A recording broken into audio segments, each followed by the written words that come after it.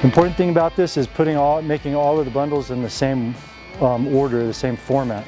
So the way we've been doing it is we call it right from the bite. So when you're looking at the loop that's left over, the male coupling will be on the right hand side.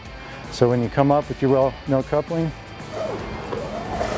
from this perspective, it's going to be on the right hand side, and you're going to line it up with either the end of the pressure gauge, or if it's a middle bundle with the end of the female coupling, or if it's the attack bundle, you'll have the nozzle here and it'll be the tip of the nozzle and the female coupling will be there.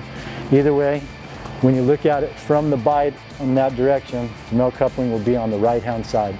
So you line up the couplings, you're going to bring up the middle of the hose. It's going to go past the couplings just long enough to be obvious. Everything behind it is going to be stacked on top of itself.